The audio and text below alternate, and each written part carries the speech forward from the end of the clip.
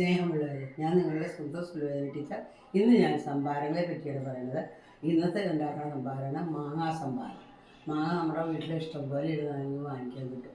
നെല്ലിക്കൊണ്ട് ഞാൻ സംഭാരം ഉണ്ടാക്കി. അതുപോലെ ഇനി മാങ്ങ കൊണ്ടാണ് ഉണ്ടാക്കാൻ പോകുന്നത്. മാങ്ങ വളരെ നല്ലതാണ്, ചൂടിന് നല്ലതാണ്. നമ്മുടെ ഈ ചുട്ട പൊടുന്ന കാലത്ത് ഈ വക സംഭാരങ്ങൾ കുടിച്ചാൽ നിങ്ങൾക്ക് തീർച്ചയായിട്ടും ആശ്വാസം കിട്ടും. നമ്മുടെ വീട്ടിലുണ്ടാവണം മാങ്ങയുന്നത്. ഒരു മാങ്ങ എടുത്തിട്ടുണ്ട്.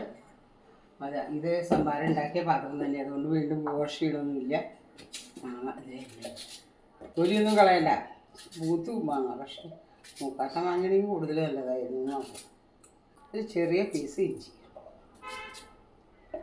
ഇനി ഒരു ചെറിയ പീസ് നാരങ്ങ, ലെമൺ, പിന്നെ ഒരൊറ്റ കാന്താരി മതിയിട്ട്, എരിവ് കൂടുതൽ വേണ്ട.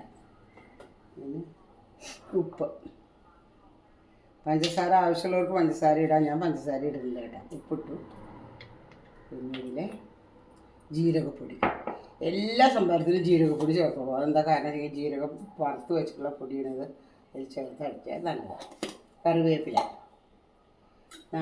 നാരകത്തിൻ്റെ ഇലയാണെങ്കിൽ അത് ഏറ്റവും നല്ലതാണ്. കറിവേപ്പില, ഇനി മല്ലിയുടെ ഇല, കുറച്ച് തൈര് ഒഴിച്ചു. ഇത് അരയ്ക്കാനുള്ള തൈര് ഒഴിച്ചു. സംഭാരം ബാക്കി കാണിച്ചാൽ മതി കേട്ടോ.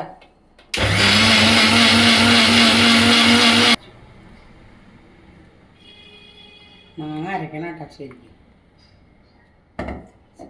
ആവശ്യമുള്ളവർ അരിച്ചാൽ മതി. അല്ലാത്തവർക്ക് മാങ്ങ കഷ്ണങ്ങൾ കടിക്കണം എന്നുള്ളവർക്ക് മാങ്ങ കഷ്ണങ്ങൾ ഇതിലിടാം. കഴിക്കണമെന്ന് നിർബന്ധമില്ല. ഇതിൽ വെള്ളം ചേർത്ത് നിങ്ങൾക്ക് കഴിക്കാം കേട്ടോ. തണുത്ത വെള്ളം ഐസ് ക്യൂബ്സ് ചേർത്ത് നിങ്ങൾക്ക് കഴിക്കാം. നല്ല സംഭാരം തയ്യാറായി.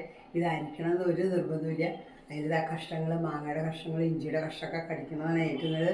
പക്ഷെ ഞാൻ അരിച്ചു. ഇനി വേണമെങ്കിൽ നമുക്ക് ആ ഇലകളൊക്കെ ഇട്ട് ഇത് ഡെക്കറേറ്റ് ചെയ്യാം. മല്ലിയുടെ ഇല ഇട്ട് ഡെക്കറേറ്റ് ചെയ്യാം.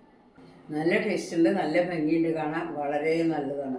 മാങ്ങ പച്ചമാങ്ങയാണ് ഇത് ചേർത്തിരിക്കുന്നത്. പച്ചമാങ്ങ, തൈരും, ഇഞ്ചിയും, കാന്താരി, പിന്നെ അതുപോലെ സാധനങ്ങൾ അത്ര മാത്രമേ ഉള്ളൂ. ജീരകപ്പൊടി വളരെ സ്വാദമാണ്. ഇതെല്ലാവരും ഉണ്ടാക്കുക.